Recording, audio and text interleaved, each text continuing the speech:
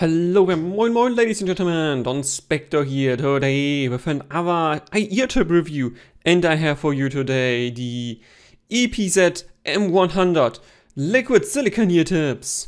Yes, I have another pair of liquid silicone ear tips here for review because I like the first pair very much, and thank you very much EPZ for sending this over for review.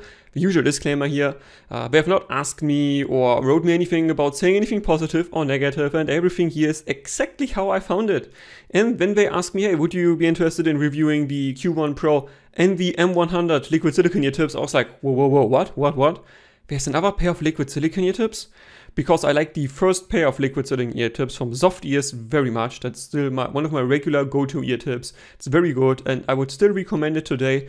And when I saw another company making liquid silicone tips, I was immediately on board and asked them if they could send them over after that. And they agreed, and yeah, no, here we are. Thank you again, EPZ. I appreciate it very much. And yeah, these are the liquid silicone tips from EPZ.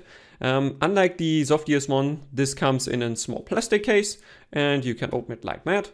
Keeps closed relatively well, and you get 3 sets of ear tips. And officially in their store, these are priced at 12 bucks. On AliExpress as usual, you do get some discounts, so I don't know how much you will see, but the official pricing is 12 bucks. So yeah, that's what I will also use as a price comparison.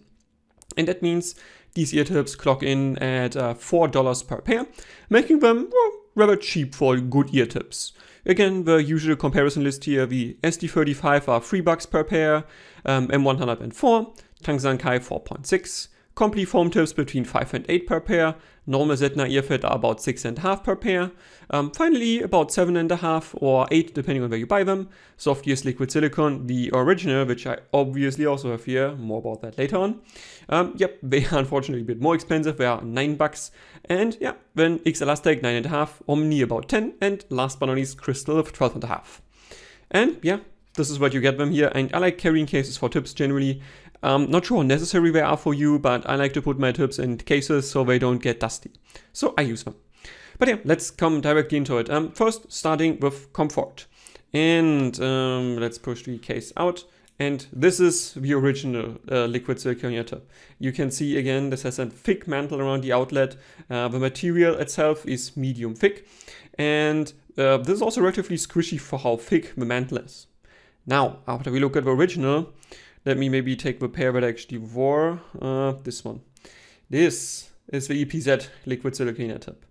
And as you probably have already been able to spot, yeah, this definitively is different. I have seen Fio also as a pair of liquid silicone ear tips nowadays, almost exactly the same as the original Soft Ears one. This one is definitively more different. You can see this is a bit more, it has a light horn-shaped outlet around here, the front ring. The front ring is thinner, and in a 1-to-1 comparison with the original, let me quickly get that in here. Maybe let's first look at the bottom.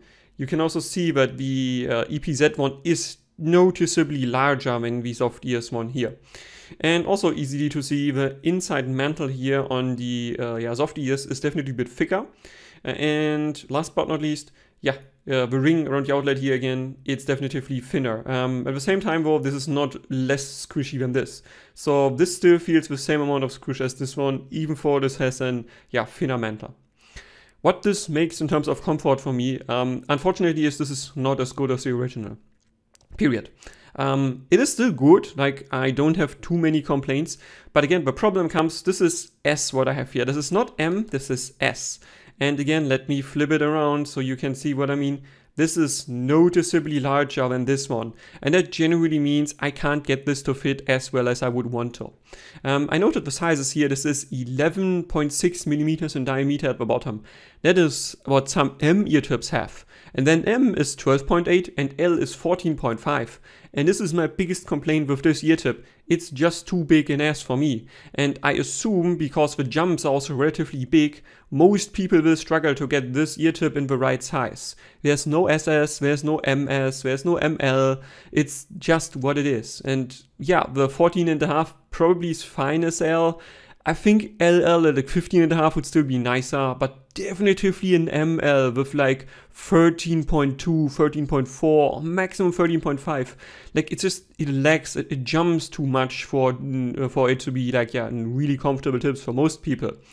And yeah, one thing though that I did notice, it's a bit difficult to assess, but yeah, the liquid silicone from EPZ is a bit shorter. It's about 1 millimeter or so what I measured, and yeah, that means generally this does not insert this millimeter more, and it means, yeah, this one can insert deeper in theory, but, now comes our but I have to, with the issue, the comfort here, the comfort issue, I don't particularly enjoy the horn outlet here. I assume this should be fine for most people if you can get the right size for you. As I said, this is definitely bigger than I'm used to, so that might be a bit difficult. But if you get the right size, I think this should not be an issue. But because this is already a bit too big for me, I really need very short nozzle to get this tip to fit my ear cannon well.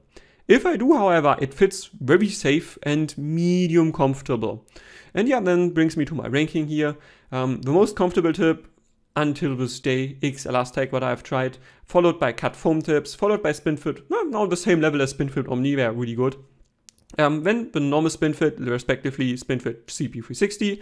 Then the normal liquid silicone ST35 is a bit worse, maybe on par, depends. Then Tangsan Kai about on the same level as the M100 here.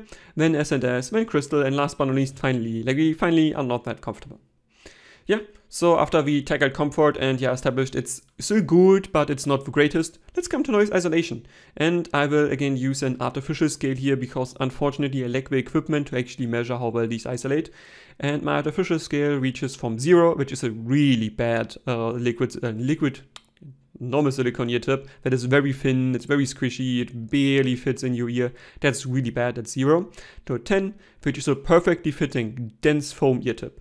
And these rank about exactly on half. They are about a 5. I think the original does isolate a bit better due to it having a thicker mantle. Again, you can see it here in the side profile really easily, thicker mantle around the outlet.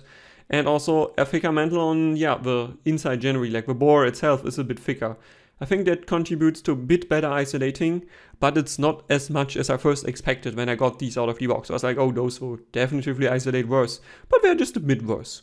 So yeah, 5 in terms of my noise isolation rating here. We're okay, but not the greatest. And next, as usual, we talk about shaping sound. And yeah, first again, subjective and then objective measurements. And yeah, subjective to my ear, these are some good pair of ear tips. It does seem to dampen the upper treble / mid to upper treble regions occasionally. And this is also what they, EPZ I mean, claimed in their product description. They have a measurement showing that it actually dampens upper to mid treble slightly. And yeah, I can confirm to my ear at least this is happening occasionally. And this is not a lot, so maybe 3 decibels at best. But now we come to objective, and interestingly, neither on my AJR7M nor on the Quintet I can measure this. And to be clear here, on these two, I did not perceive this as much as I did with others. But on, for instance, the EPZ Q1 Pro, I could measure this. I could measure the difference actually being there.